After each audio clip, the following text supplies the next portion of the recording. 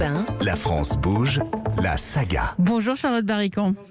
Bonjour Elisabeth. Là-bas, tout un tas d'instruments mesurent les données météo chaque heure. Et vous allez nous emmener dans l'observatoire du parc Montsouris. C'est le plus ancien de France. Il date de 1869. Oui Elisabeth, ce sont 153 ans de pluie et de beau temps pour cet observatoire.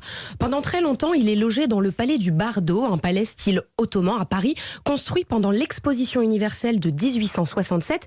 C'est un certain Urbain Le Verrier qui fonde la météorologie française. Et à l'époque, cette science est liée à l'astronomie. On aime regarder le ciel et comprendre l'impact qu'il a sur nous. Marie-Hélène Pépin, responsable de la documentation scientifique et technique de Météo France. Alors, donc il y a deux branches. On s'occupe de la qualité de l'air, donc on fait des mesures météorologiques, on mesure la pression. À l'époque, on ne sait pas trop. On sait qu'il y a des liens entre le climat et la santé. On sait qu'il y a des liens entre la santé et la qualité des eaux. Donc, on s'oriente vraiment là-dessus. Donc, on fait des mesures météorologiques, mais on fait aussi surveillance des eaux d'alimentation, surveillance des cimetières, des eaux d'égout. Enfin, on fait beaucoup de choses à Montsouris, en fait. Baromètre, pluviomètre, thermomètre, tous ces instruments sont indispensables aux études météorologiques. Ils récoltent des données toutes les heures sur la pluie, le vent, le soleil ou encore les températures. Et elles servent à quoi, toutes ces données ? Eh bien, Elisabeth, elles permettent de mieux comprendre comment les éléments changent avec l'urbanisation dans la capitale. Sur les enjeux climatiques que l'on connaît aujourd'hui, l'Observatoire de Montsouris est précurseur pour l'époque. Dans une ville comme Paris, c'est par exemple pour cela, lors des canicules, on demande aux Parisiens de ne pas prendre la voiture. Et oui, la pollution stagne dans l'air s'il n'y a pas de vent pour la disperser.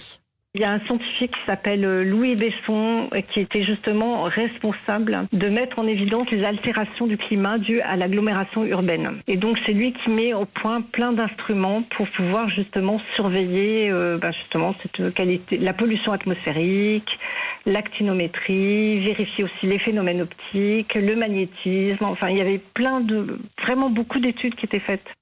Il y a d'autres observatoires météorologiques en France ? Oui, celui de Montsouris n'est pas le seul, Elisabeth. Tous étudient quelque chose de différent, chacun sa spécificité. Par exemple, il y en a un sur le Mont Blanc qui étudie la neige et la pression.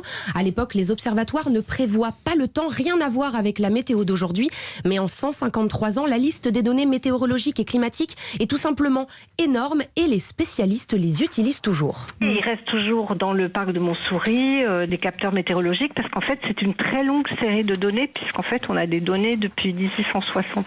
C'est vraiment toutes les heures. On a des annuaires, alors ce qu'on appelle des annuaires, où on a des relevés météorologiques depuis très longtemps, ce qui nous permet de suivre l'évolution du climat à Paris, ce qui est très important, et de bien comprendre les effets de l'urbanisation et comment ça modifie le climat et les impacts sur la santé. Alors l'Observatoire de Montsouris a été déplacé en 2011. Aujourd'hui, il est au siège de Météo France à Saint-Mandé. Il reste pourtant une vigie importante pour comprendre les enjeux climatiques d'aujourd'hui. Les observatoires dressent ce qu'on appelle des moyennes de saison. Celles-ci sont recalculées tous les 30 ans. Et sans surprise, la Terre se réchauffe. 2020, par exemple, a été l'année la plus chaude depuis 120 ans. Merci Charlotte Barrican pour cette saga du plus ancien observatoire météorologique de France au parc Montsouris. Il existe depuis 1869.